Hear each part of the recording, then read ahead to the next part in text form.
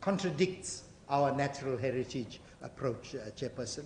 I want to stop there because I think I've said more than a mouthful to allow the CEO to close on the responses. Thank you, Chairperson and members. Thank you for the questions because it challenges our thinking, our current thinking in terms of our turnaround strategy. And I must say some of the issues that were raised or recommendations by the committee are issues that we are looking into.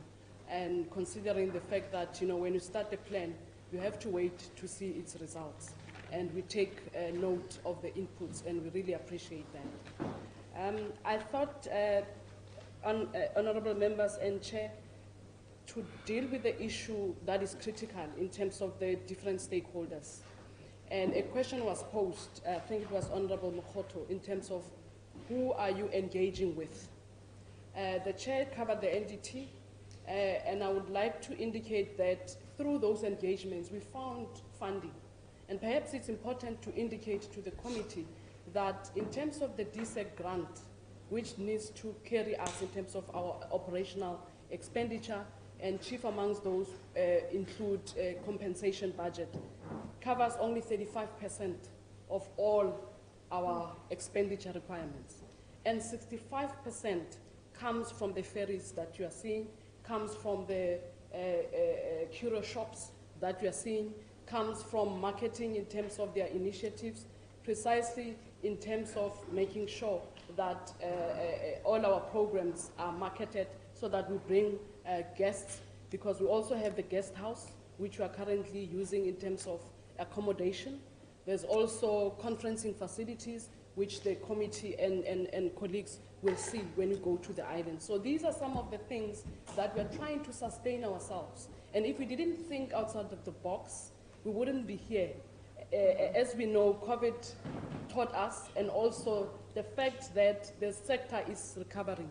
And I'm pleased to report that during COVID and post-COVID, we were having less than 100,000 visitors, which is, unheard of, because the maximum number that we had, which was in 2016, was over 300,000.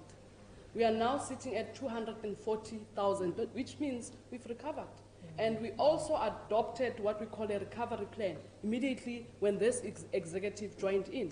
And we had to just deal with simple things such as, customer relationship management issues, how you deal with complaints, because if you remember, the media was flooded with negative comments, boats are late, boats are cancelled, and as you might have noticed, that has reduced.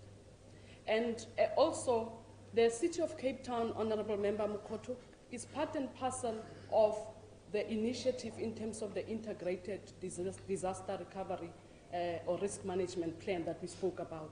The trucks that you saw there are from the City of Cape Town. So otherwise, if we didn't have these partnerships, we wouldn't be able to carry all these costs.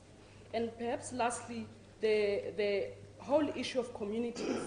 Through our heritage and public programs, we target designated groups around Cape Town and beyond, the Boerkap and all these areas, in terms of our winter school, or rather spring school, which we are now planning to have an all-round annual program, because if you say spring school, then you're accessing them only within a particular time. And we know that we need to be all over in terms of the integrated development planning, in terms of local government and other spheres of government. And there was a question in terms of, I think, sustainability, in terms of the going concern. Perhaps the first thing that one needs to talk about is the different spheres of government and their responsibilities. Two, the role of, for an example, in terms of a Schedule 3A public entity. Excuse me, CEO. Yes. I'm not sure whether you're also part of those that will be going to Yes, us I am. to the island. Just the last one, Chair. This Okay. one on sustainability. Oh, okay. Yes. So the point that we want to indicate is that we are through the different stakeholders, one of them being NDT in terms of what they call the Tourism Infrastructure Grant. We did get funding and will continue, as the Chair said, the previous minister committed. But also, we've increased our targeting in terms of the numbers that must go to the island in the current financial year. We are planning to move from 240,000 to 300,000. And of course, part and parcel of that are the product offering review, which we are currently doing, diversifying, targeting each and every market segment, because if you've noticed, we've been targeting adults, no kids that are, other than these programs. So these are some of the things that we are embarking on. And as the chair has said, just watch the space. Thank you. Thank you so much. I really am worried. It's 12:45 and we're supposed to be.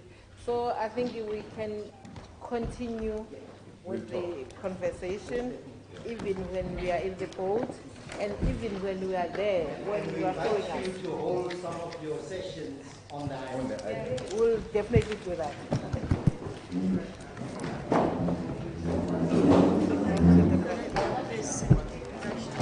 Yeah.